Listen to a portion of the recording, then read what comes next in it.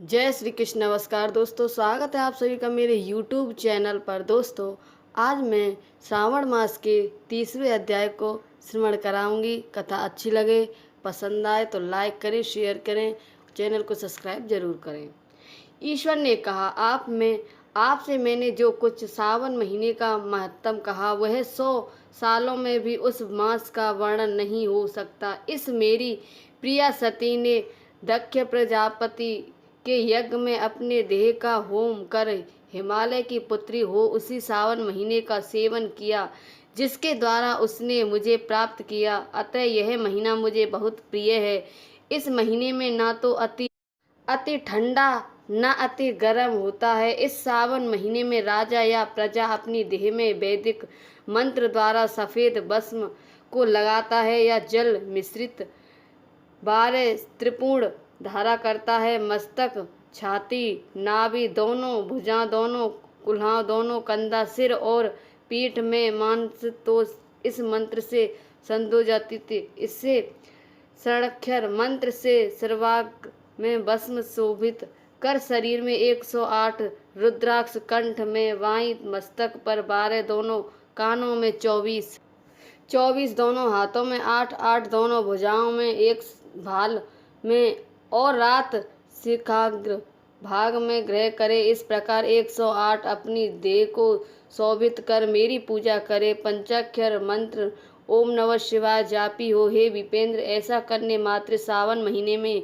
वह हम ही हैं, इसमें संदेह नहीं। सावन महीने को मेरा प्रिय जानकर इस महीने में केशव तथा मेरी पूजा करे। मुझे इसमें कृष्ण जन्माष्टमी अधिक प्रिय है। इसी दिन देवकी के गर्भ से हरि प्रादुर्भूत हुए। हे विपेंद्र, यह मैंने सावन महीने का लेख मात्र महत्तम कहा है और आप क्या सुनोगे? सनत कुमार ने कहा, हे पार्वतीश, सावन महीने के जिन कर्मों को आपने कहा वे सब सुनने के समय आनंद रूपी सागर में मग्न हो जाने से तथा बहुत हो जाने से कारण याद नहीं है। हे नाथ, तथ्य रूप से आप कहें जिस कर्म से पता हो तथा मैं सावन द्वारा भक्ति ग्रहण करूं।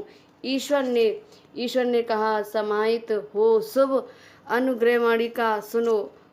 सानक का पूर्व प्रश्न है, अनंतर सूत का उत्तर है। सुनने वालों के गुणों की कथा, आपके प्रश्न और सावन मास की निरूपित तथा सावन की स्तुति है। मुने, फिर सविस्तार आपका प्रश्न हुआ। आप द्वारा मेरी स्तुति, नाम निर्वचन आदि सहित हुए। फिर उत्तर कम से जिसमें सब उद्देश्य हैं विविष्ट तरह से आपका प्रश्न नक्त व्रत, रुद्राभिषेक तथा लक्ष्य पूजन विधान, दीपदान, महत्तम, किसी प्रिय चीज का छोड़ना, रुद्राभिषेक फल, रुद्राभिषेक का पंचामृत से फल, भूमिशयन तथा मौनव्रत, फल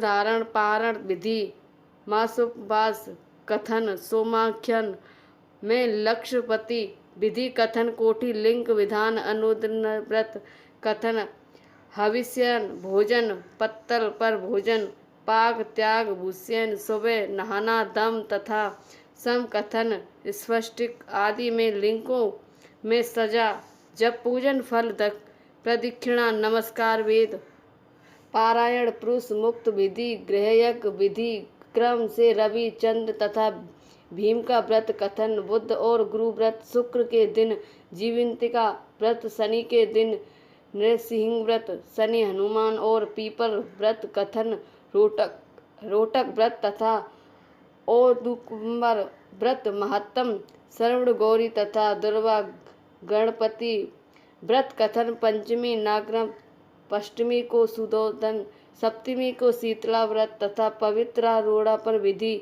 नवमी को दुर्गा कुमारी पूजा, दशमी को आशा व्रत, एकादशी द्वय व्रत, द्वादशी को विष्णु प्रीत्यर्थ परिरोणापन, त्रयोदशी को कामदेव व्रत, चतुर्थी को शिव प्रीत्यर्थ परिरोणापन, पूर्णिमा को उपाकर्म उत्सव, श्रवण कर्म विधि, सर्वबलि हयग्रीव जयंती महोत्सव, समाधि रक्षाबंधन, न तथा गणेश का संकट नाशन व्रत, कृष्ण जन्माष्टमी व्रत तथा कथा विधि, पिरा पिठारो पिठारो व्रत, पलाशख्यंत ब्रस भगवत, दुर्व संग्रह, नदियों का रजवला समय, सिंह संक्रांति में गो प्रवश होने पर शांति, कर्ग सिंह सावन में दान स्नान युक्त मास मास महत्तम, श्रवण कथन, व्यास पूजा, अस्तक्य ऋषि, अध्यर्थ विधि, कर्म तथा व्रतों का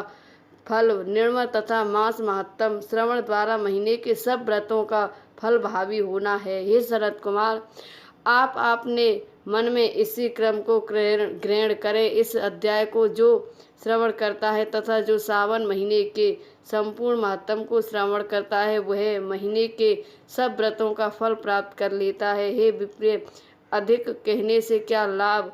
इस सावन महीने में किसी एक व्रत के करने से वह मेरा प्रिय होता है। सूत से ने सौनक आदि ऋषियों से कहा, हे देव ऋषिगण, कान में अमृत पान कर हम आनंदित एवं कृत कृत हो गए। इस परम रहस्य को जिस किसी से न कहे, हे प्रभु आपको योग इसका वर्णन कर दिया है। बोलो श्रावण मास की जय, बोलो शिव शंकर भगवान की।